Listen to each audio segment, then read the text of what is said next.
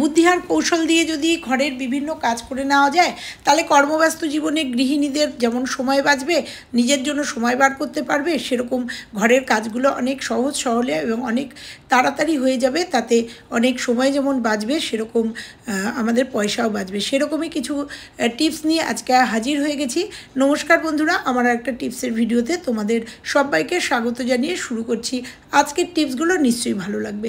আমরা যখন সর্ষে, কালো সর্ষে দিয়ে রান্না করি, বিশেষ করে ইলিশ মাছ যখন রান্না করি, তাহলে এই কালো সর্ষে দিয়ে রান্না করতে গেলে কিন্তু আমাদের একটা সমস্যা হয়। অনেকেরই কিন্তু এই সর্ষে বাটতে গেলে তেতো হয়ে যায়, বা এই যে সর্ষের যে খোসাগুলো সেগুলো যদি পেটে যায়, সেগুলো প্রচণ্ডভাবে আমাদের পেটের প্রবলেম হয়। তো সেখান থেকে ছোট্ট একটা টিপস তোমাদের সঙ্গে শেয়ার করব, যাতে এই খোসাও পেটে না যায় আর সর্ষেটাও তেতেও না হয়। তার জন্য মিক্সির জারে আমি সর্ষে নিয়ে নিলাম 4-5টা লঙ্কা আর একটু লবণ। এই লবণটা দেওয়ার জন্য কিন্তু আমাদের সর্ষেটা তেতো হবে না। একটু জল দিয়ে জাস্ট একটুখানি ঘুরিয়ে নিয়ে দেখো তোমাদের সামনে চলে এসেছি, পুরোটাই পেস্ট হয়ে গেছে। এবার পেস্ট করার পরে কি করে খোসাটাকে আমরা এখান থেকে বাদ দেবো, কারণ এই যে খোসাটা তোমরা দেখতে পাবে, এই খোসাটা কিন্তু আমাদের পেটে গেলে পেটে হজম হওয়া খুব কঠিন, আর পেটের পক্ষে কিন্তু সাংঘাতিক খুব অপকারী একটা জিনিস, সাংঘাতিক ক্ষতিকর।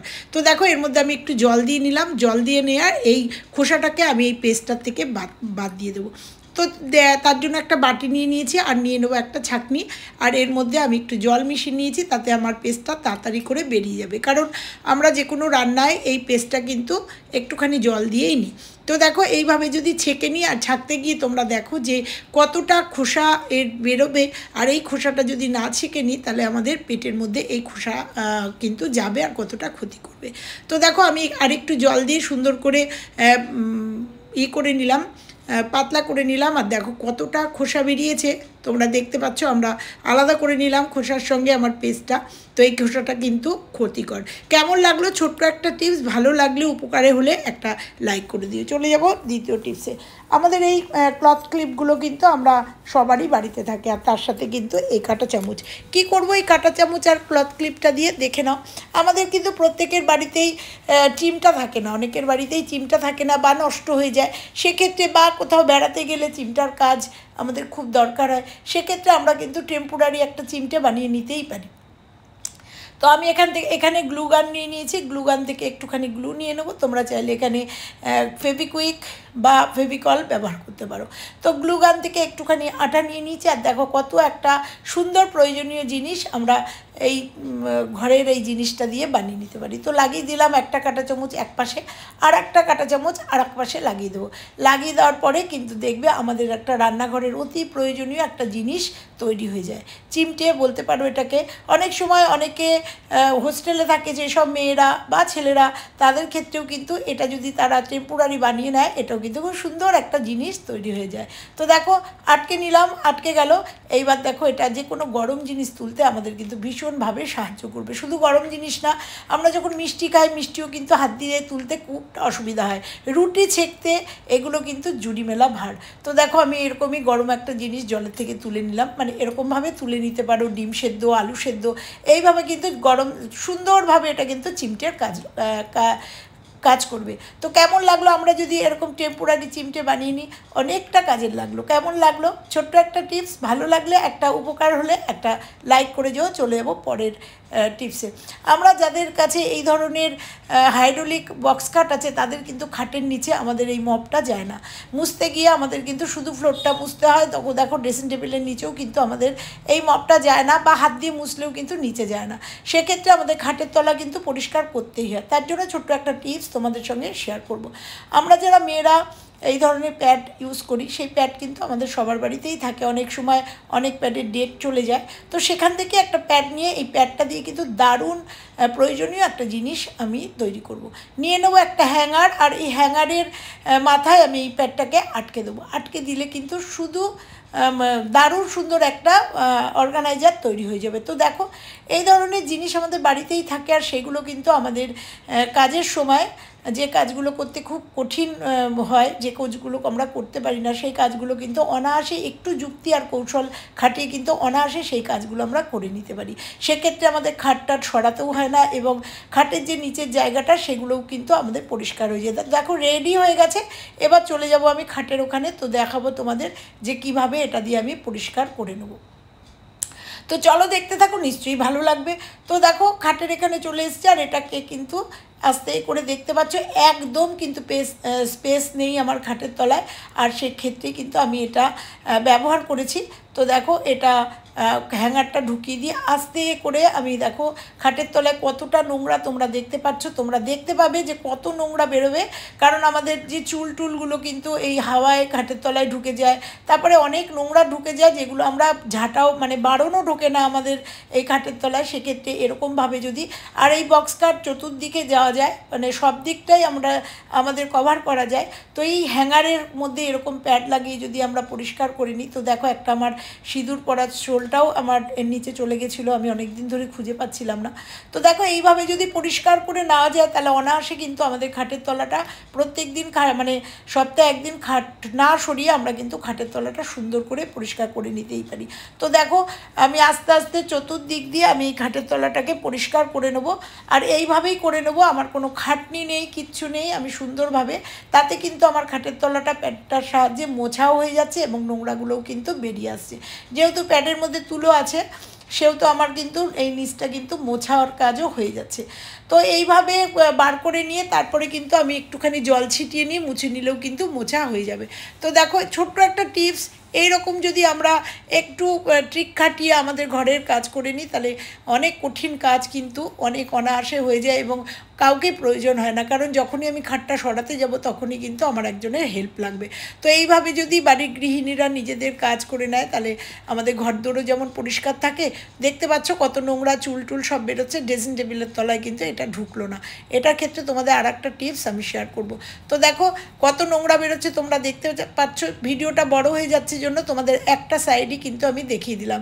এরকমভাবে কিন্তু পুরো খাটের চতুর্দিক কিন্তু আমি পরিষ্কার করে নিয়েছি, নিয়ে ঝাড় দিয়ে ফেলে দিয়ে তারপরে কিন্তু আবার মুছে নিয়েছি। তো দেখো ছোট্ট ছোট্ট করে তোমাদের দেখাচ্ছি কতটা নোংরা, আর প্যাডটার মধ্যেও কতটা নোংরা লেগে গেছে তোমরা দেখতে পাচ্ছ। তো এইভাবে পরিষ্কার করে নেওয়া যায়। চলে যাব আর একটা টিপসে। আমরা এরকম জুতো কিন্তু সবাই পরি, কিন্তু আমার এই জুতোটায় প্যাড আছে, কিন্তু অনেকেরই কিন্তু এই জুতোতে প্যাড থাকে না। সেক্ষেত্রে আমাদের যে পায়ের গোড়ালির ওপরের অংশটা, সেই অংশটায় কিন্তু কেটে গিয়ে রক্তাক্ত পর্যন্ত হয়ে যায়। সামনে পুজো, অনেকেই পেন্সিল হিল ওই কী ধরনের ওই শুগুলো বলে, সেই শুগুলো কিন্তু একটু হার্ড, সেইগুলোর ক্ষেত্রে কিন্তু গোড়ালির ওপরটা আমাদের কেটে যায়, পুজোর ঠাকুর দেখায় কিন্তু আমাদের বানচাল হয়ে যায় এবং ফোসকা পড়ে যায়, রক্তও বেরিয়ে যায়। সেক্ষেত্রেও কিন্তু একটা প্যাডের ব্যবহার করব। তো দেখো এই দুপাশ থেকে দুটো অংশ আমি কেটে নেব, কেটে নিয়ে আমি তোমাদের জাস্ট দেখাচ্ছি যারা এই ধরনের জুতো পরো, অনেকেই শু পরো, সেই শুয়ের গোড়ালি দিয়ে অনেকেরই নতুন অবস্থায় কিন্তু ফোসকা পড়ে যায়, আর নতুন অবস্থায় ফোসকা যাতে না পড়ে সেই জন্য এই ছোট্ট টিপসটা তোমরা একটু করে নিও, করে নিয়ে বেরিও, তাহলে নতুন অবস্থায় জুতোর কিন্তু প্রবলেমে পড়তে হবে না। আমার এই জুতোটায় প্যাড আছে, অসুবিধা নেই, জাস্ট তোমাদের এই টিপসটা আমি শেয়ার করলাম, কারণ ওই ধরনের জুতো আমার বাড়িতে নেই, তাই জন্য তোমাদের দেখিয়ে দিলাম যে ধরনের জুতো, যে হিল টাইপের কি বলে ওই জুতোগুলোকে, পেন্সিল হিলের মতো যে শুগুলো, সেই স্টাইলিশ শুগুলো, সেইগুলোর পেছনে কিন্তু এইভাবে যদি একটু প্যাডটা লাগিয়ে নাও কেটে নিয়ে, তাহলে কিন্তু আরামসে তোমরা ঘুরে আসতে পারো এবং আরামসে কিন্তু চটিটা মানে জুতোটা ব্যবহার করতে পারো। ছোট্ট একটা টিপস, ভালো লাগলে অবশ্যই তোমরা কিন্তু এটা ব্যবহার করতেই পারো, আর যদি মনে করো যে উপকারে লেগেছে একটা কমেন্ট করে যেও, আর এইভাবে প্রোটেকশান নিয়ে কিন্তু তোমরা নতুন অবস্থায় শুগুলো পরতেই পারো। তো চলো একটা লাইক করে দিও, চলে যাব পরের টিপসে। দেখো যখন আমাদের এই যে নখকুনি ওঠে বা হাত কেটে যায় তখন কিন্তু আমাদের ডান হাত দিয়ে কাজ করতে খুব অসুবিধা হয়। তো আমার এরকম নখের এখানটা ভীষণ ব্যথা, আমি কাজ করতে পারছিলাম না ডান হাত। সেক্ষেত্রেও যে প্যাডের যে অংশটা রয়েছে সেটা ফেলে না দিয়ে সেটা রেখে দেবে।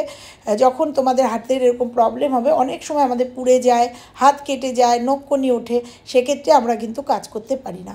সেক্ষেত্রে এটা কিন্তু একটা মোটা প্যাড, সেটাকেও যদি আঙুলে এরকম করে আমরা জড়িয়ে নিই, সুন্দর করে এইভাবে যদি জড়িয়ে নিয়ে কাজ করি, মানে বিশেষ করে কাটা যে কোনো সবজি কাটার ক্ষেত্রে যদি এইভাবে আটকে নিয়ে আমরা সবজি পেঁয়াজ লঙ্কা যদি কাটি তাহলে কিন্তু আমাদের হাতটা আঙুলটা সেফ থাকে এবং আমরা কিন্তু কাজটা করে নিতেই পারি।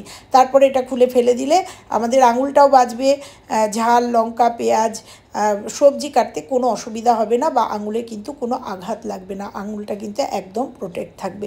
ভালো লাগলে ছোট্ট একটা টিপস অবশ্যই কিন্তু একটা লাইক করে চলে যাব পরের টিপসে।